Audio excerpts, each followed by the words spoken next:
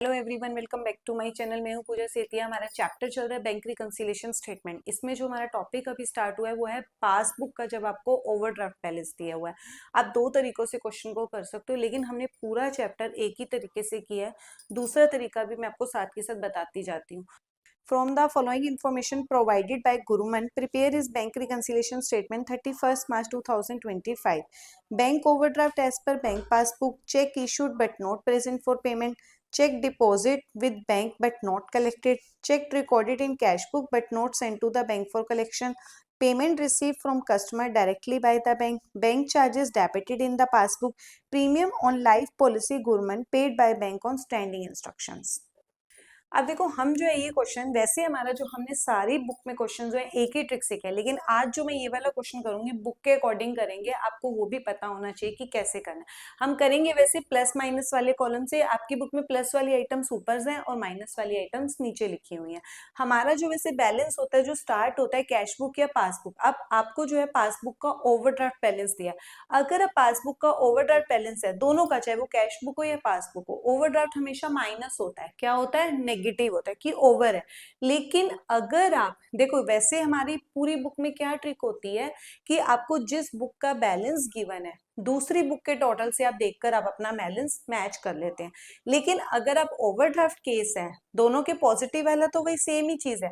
लेकिन अगर आप ओवरड्राफ्ट बैलेंस से नेगेटिव है, अगर नेगेटिव वाले कॉलम से स्टार्ट ना करके आप पॉजिटिव वाले कॉलम से स्टार्ट करते हैं, जैसे आपकी बुक में किया है, तो हमें बैलेंस किसका दिया हुआ है? ऐसे पासबुक का। हमारे जो ट्रिक्स है वो पासबुक का बैलेंस है। बैलेंस किसका दिया है? पासबुक का। लेकिन हम टिक किस पे लगाते हैं? कैश बुक पे। हम इसके बैलेंस को देख के चलेंगे। लेकिन अगर आपका ओवरड्राफ्ट बैलेंस है, माइनस की जगह आप किससे स्टार्ट करते हो? पॉजिटिव वाले से। तो आप इसी के ऊपर ही टिक लगाओगे, इसके ऊपर नहीं लगाओगे। जो चीज पासबुक में हो रही है हमें उसी का टोटल आपको सेम मैच करना है। ये आपकी बुक के अकॉर्डिंग एक क्वेश्चन में बुक, लेकिन मेरी जो ट्रिक, आप इसका लास्ट इलस्ट्रेशन देखना, वो भी सेम वैसे ही किया हमने। जो हम वैसे जो जिसका बैलेंस गिवन है अपोजिट वाले को देख के चलना है। अब हम क्या करेंगे? स्टार्ट करेंगे पासबुक का। आपको क्या दिया? ओवरड्राफ्ट बैलेंस पासबुक 16,500 पॉजिटिव वाले से। लेकिन मैं किससे करती थी? हमेशा नेगेटिव वाले से। यहाँ पे 16,500 क्या अब मैंने पॉजिटिव वाले से किया, तो मैंने टिक भी इसी के ऊपर लगाया। कब लगाना है? सेम जिसका बैलेंस गिवन है टिक, जब ओवरड्राफ्ट हो। पॉजिटिव वाले में नहीं, फेवरेबल वाले में नहीं लगाना। अब मुझे टोटल इस पे, अब जो चीज यहाँ पे हो रही है मुझे सेम अपने प्लस माइनस करके सेम करना। Number 1, check issued but not presented. हमने क्या किया? इशू के नॉट प्रेजेंटेड, नॉट कलेक्टेड। इसका मतलब पासबुक में वो ट्रांजेक्शन क्या है?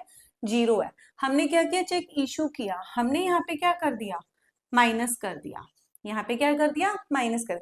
लेकिन यहाँ पे क्या है? वो जीरो है। मेरा टोटल मैंने टिक किस पे लगाया? इस पे।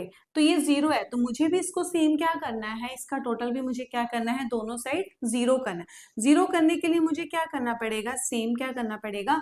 प्लस करना पड़ेगा। तो बैलेंस मेरा क्या हो जाएगा? जीरो हो जाएगा। तो 8750 कौन से उसमें जाएगा? प्लस वाले कॉलम में जाएगा। नेक्स्ट हमारी क्या एंट्री है? Cheque deposit but not collected, not present. मतलब पासबुक में ट्रांजेक्शन क्या है? जीरो है। इस सेट का पहले डिलीट कर देते हैं। हर एंट्री को मैं आपको करके दिखाऊंगी। देखो, पासबुक में क्या है? जीरो, क्योंकि नोट कलेक्टेड है। अब डिपॉजिट का मतलब है कि हमने यहाँ पे क्या कर दिया? प्लस कर दिया। अब यहाँ पे क्या है? जीरो है। टिक इसी पे लगा है, तो मुझे भी सेम क्या करना है? जीरो करना है। मुझे इसको जीरो करने के लिए सेम क्या करना पड़ेगा? माइनस करना पड़ेगा। तभी मेरी दोनों साइड्स क्या हो जाएंगी? दोनों जीरो हो जाएंगी। तो ये कौन से कॉलम में जाएगा? माइनस वाले कॉलम में जाएगा।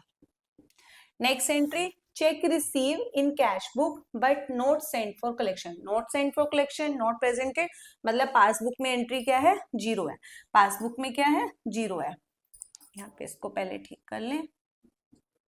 देखो, check receive in cash book but note send, हमने यहाँ पे क्या कर दिया? प्लस कर दिया है। लेकिन यहाँ पे क्या है? जीरो है।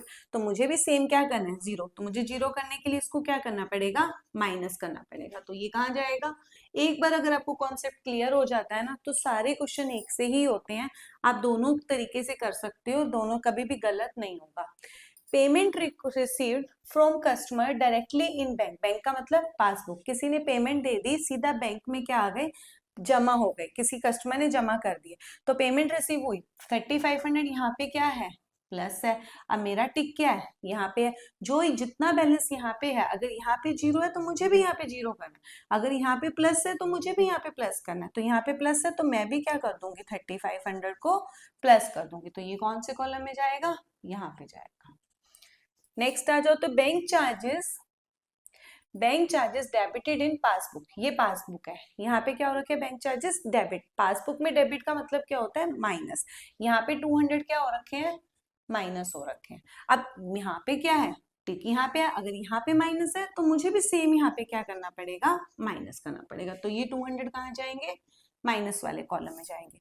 Premium of policy paid by bank, bank ने पे कर दिया तो ठीक है, हमारे बैंक से अमाउंट क्या हो गया, कट हो गया, यहाँ पे माइनस हो गया, तो हम भी क्या कर देंगे, अब यहाँ पे payment of policy paid by bank, bank ने पे कर दिया डायरेक्टली हमारी स्टैंडिंग इंस्ट्रक्शन, तो यहाँ पे क्या है, माइनस है, तो मैं भी क्या कर दूंगी, यहाँ पे माइनस कर दूंगी, क्योंकि जो चीज यहाँ पे हो रही है मुझे भी वही करनी है, तो यहाँ पे क्या हो जाएगा, 1980 माइनस हो जाएगा।